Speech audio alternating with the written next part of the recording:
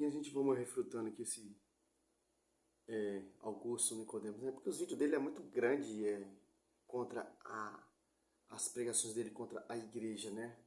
Vamos fazer por etapa. Olha só que interessante. Pedro é o Papa, né? Os protestantes, uma reflexão, os protestantes eles não acreditam na igreja.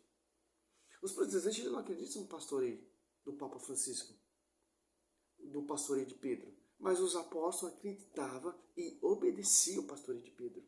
Que Pedro tem a chave e Pedro tem a autoridade de pastorear.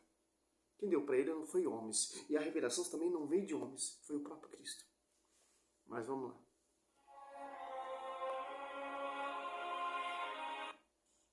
A partir de amanhã, isso alegra muito o nosso coração. Essa semana nós vamos estudar a primeira carta que Pedro escreveu. E eu quero então pedir que você já abra no capítulo 1, versos 1 e 2, onde nós temos a parte introdutória da carta. Nós teremos, a partir de amanhã, 7 estudos na carta de Pedro.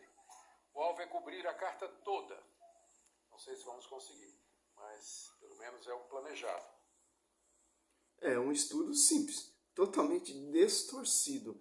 Se você catar ali, já no comecinho ali, ó, 1 Pedro 1 e 2, ó, Pedro, apóstolo de Jesus Cristo, aos eleitos que são estrangeiros e estão espalhados no ponto Gálacia, Capadócia, Ásia e Bitínia, eleitos segundo a presciência de Deus Pai e santificados pelo Espírito, para oferecer Jesus Cristo e receber a sua parte da aspersão do seu sangue.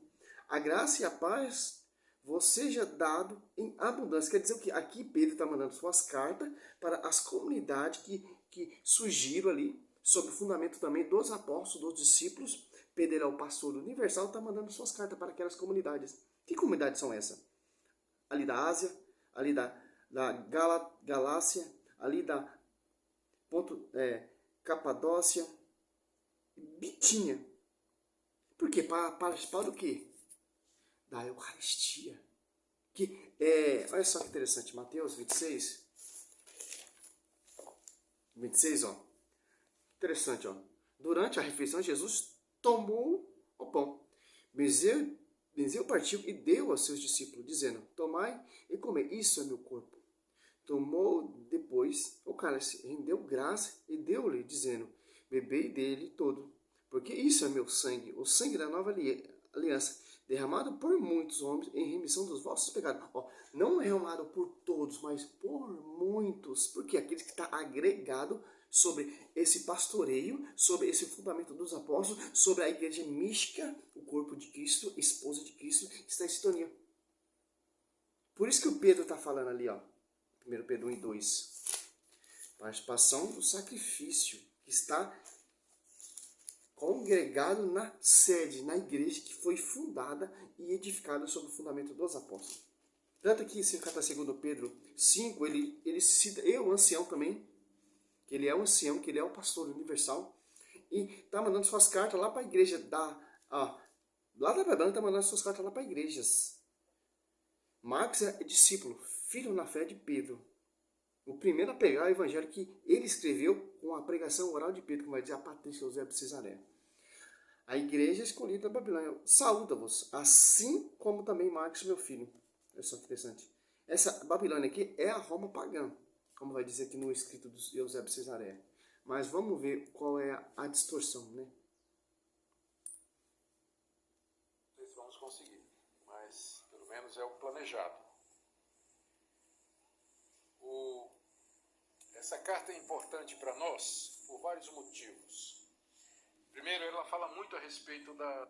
Não é importante para vocês porque vocês não acreditam no pastoreio de Pedro. Se vocês acreditassem no pastoreio, na autoridade que Cristo deu para ele, sim, aí fazia sentido. Era muito importante, sim, para vocês. Certeza da salvação. E de que maneira aqueles que são crentes em Jesus Cristo podem ter certeza disso? De que creem nele e que têm a vida eterna conforme as promessas de Deus. Esse assunto de certeza, ele sempre fica voltando. Eu sempre encontro gente que fica perguntando, pastor, como é que a gente faz para ter certeza da salvação? Uma pessoa pode ser salva e não ter certeza de salvação? Como é que a gente... Quais são os sinais de que uma pessoa é verdadeiramente convertida? Então essa carta... Infelizmente, você tem que ler o Atos dos Apóstolos ali, vai ensinar e mostra qual é o caminho da salvação. Qual é o caminho da salvação para chegar até Jesus? Passando pelo seu corpo místico, passando pela sua esposa e passando pelos seus fundadores desse corpo místico, que são os apóstolos. Efésios 2:20. Interessante aqui, ó. Quando as pessoas se converteram, olha só que interessante, Atos dos Apóstolos 2:42, ele perseverava na doutrina dos apóstolos, então no fundamento dos apóstolos, né?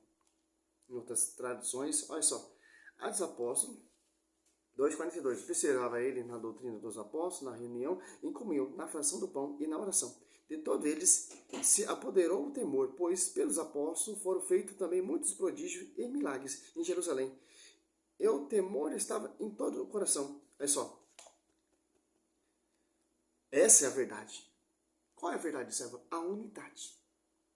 Como você vai entender a verdadeira igreja? Como você vai ter traço para você conhecer a verdadeira igreja? É uma igreja que prega a unidade, que tem doutrina, que tem fundamento, que tem pastores autorizados por Jesus Cristo. E é um só Espírito Santo, é uma só verdade, é um só batismo, é uma só forma de culto. Todos eles perseveraram, 44:2-44.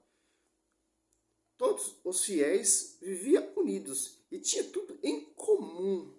Agora você cata aqui, depois eu vou meditar para você. Vendia suas propriedades e os seus bens e dividia-nos por todos, segundo a necessidade de cada um. Unido de coração, frequentava todo dia o templo. Partia o pão, ó, que é a Eucaristia, Mateus 26 em diante, na casa, e tomava a comida com alegria e singeleza de coração. Louvava a Deus e cativava a simpatia de todo o povo. E o Senhor, cada dia, lhe ajuntava outros que estavam a caminho da salvação. Então, o Augusto, Nicodemos, o caminho da salvação onde tem unidade, o caminho da salvação onde é unidos com os apóstolos, com a fé dos apóstolos. E tanto, se você for catar aqui em João 17:21, não tem como. Aqui, ó. 21 até 23, ó. Para que todos sejam um, assim como tu, Pai, está em mim, e eu em ti, para que também eles sejam em nós. E o mundo creia que tu me enviaste. Disse-lhe a glória que me deste, para que seja um como nós somos um. De acordo lá que eu citei, Atos dos Apóstolos 2:42 até o 47. E nele é tu em mim, para que seja perfeita na unidade. E o mundo reconheça que me enviaste, e os amaste como amaste a mim. Olha só, a unidade. Há um corpo místico, a igreja mística e os membros que participam desse corpo místico estão em sintonia com o corpo místico e com a cabeça, estão unidos com a cabeça. Tanto o corpo místico, que é a igreja, a esposa de Cristo, está unido com Cristo com a cabeça. E os membros, Coríntios 2, que são os apóstolos, que vão edificar esse edifício, em 2 Pedro ali, 1 Pedro 2, do 4 em diante, são os sacerdotes que vai fazer esse sacrifício e manter essa unidade. Na comunhão, na fração do pão. Interessante, né? Esse é o caminho da verdade, o Augusto Nicodemos. A igreja de homens tem isso? A sua igreja vive isso? Não vive. De salvação, como é que a gente... Quais são os sinais de que uma pessoa é verdadeiramente convertida? Então essa carta trata dessa questão em algumas de suas partes.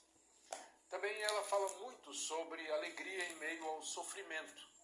E é outro tema que sempre é importante a gente falar. Sempre há pessoas que estão passando por dificuldade, que estão sofrendo e que querem saber de que maneira elas podem enfrentar as adversidades da vida, que nem sempre são poucas.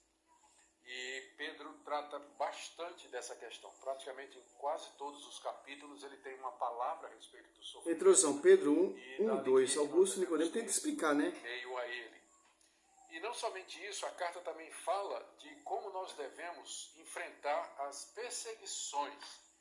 Pode ser que não seja um assunto muito atual para nós aqui no Brasil, dada a liberdade religiosa que nos é garantida por lei no nosso país, por enquanto. Mas nós diariamente temos notícia de cristãos, irmãos nossos, que estão sendo perseguidos brutalmente em outras partes do mundo.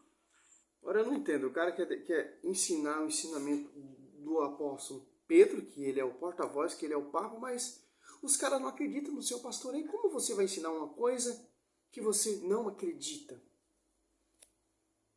E tanto persegue que Pedro não pode ser o papa, que Pedro ele negou Cristo 3 vezes, que Cristo repreendeu ele, que a profecia não está sobre ele não pode ser o primeiro papa, porque ele era casado, tal, etc. Agora o cara quer defender que essas profecias que está tudo aqui, ó, o Augusto, Nicodemos, o protestante aí que gosta de perseguir a igreja. O fundamento é o quê? O fundamento dos apóstolos, na união, na fração do pão, na doutrina dos apóstolos, é um só batismo, é uma só fé, é um só Espírito Santo, é um só pastoreio. Essa carta aqui de Pedro vai ensinar o quê? Ensina para você pregar o verdadeiro evangelho. Para você conhecer a essência que Pedro enviava suas cartas lá da sede de Roma para as comunidades. Aqui, ó. Pedro, apóstolo de Jesus Cristo, aos eleitos que são estrangeiros, ó.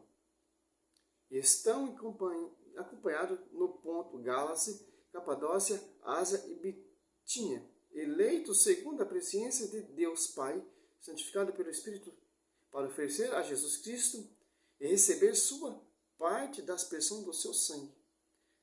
A graça e a paz de vos seja dada em abundância. Quer dizer o quê? Se você refletir isso aqui, o apóstolo Paulo ou o apóstolo Pedro enviaram suas cartas para as comunidades, ensinando como se deve caminhar, como se deve andar, como se deve se comportar. Que vocês são eleitos, estrangeiros, que está em sintonia com a mesma unidade, com o mesmo espírito, com a mesma fé, com o mesmo pensamento, na sede, no corpo místico de Cristo, que vai ser fundado sob o pastoreio de Pedro e Paulo, ali no martírio em Roma. Aí o cara quer defender essa tese, explicar, tá, mas esse aqui é para os primeiros cristãos, esse aqui é para a igreja. Se você não tem Pedro como seu pastor, como você vai falar de Pedro? Se você não acredita no pastoreio, se você acredita que Pedro é infalível. E não pode ser infalível porque o papado é totalmente corrompido, como eu já vi nos seus vídeos aí. Pedro não pode ser papa porque Pedro era casado, tal, pipipi, parará, etc. Se você for ler as cartas de Pedro, você vai entender e voltar para a verdadeira igreja, para a verdadeira plenitude. Tanto que Pedro, se você for avaliar, segundo Pedro, 1:20, antes de tudo, sabeis que nenhuma profecia da Escritura é em interpretação pessoal. Os caras querem estudar o que eles acham do seu mérito e eles pregam o que eles querem, que é agregado a eles, defender a fé deles. O apóstolo Pedro, o papa, o pastor, está falando para não ter o uso da Escritura, não é uso pessoal, não é interpretação pessoal, é da igreja, sobre o pastoreio. E tanto que, segundo Pedro ali 2:1-3, vai falar desses falsos profetas. Tanto que tinha naquela época, como você vê hoje aí, que persegue o pastoreio, que persegue a igreja. E a igreja católica até hoje é perseguida. A mais perseguida é a igreja católica, porque os protestantes eles juntam todos para perseguir a igreja católica. Eles são unidos só em uma coisa, em perseguir a igreja. Principalmente o pastoreio de Pedro também, entre aspas, né? Depois de Nossa Senhora, né? Aqui, Pedro 2:1, assim como houve entre o povo falsos profetas, assim também haverá entre vós falsos doutores, que introduzirão disfarçadamente seitas perniciosas. Esse Augusto Nicodemo, ele é o quê? Falso doutor. A sua igreja é o quê? Uma seita. Vem do fundamento dos apóstolos? Não. Se não vem do fundamento dos apóstolos, e do envio dos apóstolos, é seita. Aqui, Ele renegando assim o Senhor.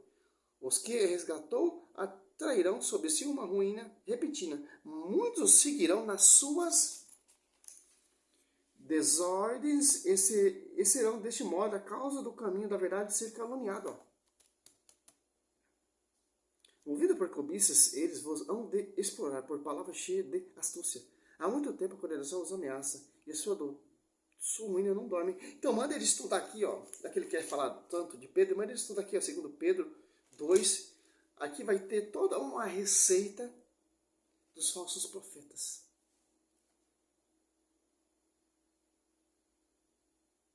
Interessante. Simples. Se você não seguir o fundamento dos apóstolos que foi passado por Jesus Cristo, felizmente você vai se desviar. Felizmente você vai ficar fora da verdade. Porque a igreja, ela é uma igreja mística. A igreja, ela é o quê? Um corpo místico e é a esposa de Cristo. Tanto que Mateus ali só fala, Mateus 16, ó, presta atenção nesse vídeo.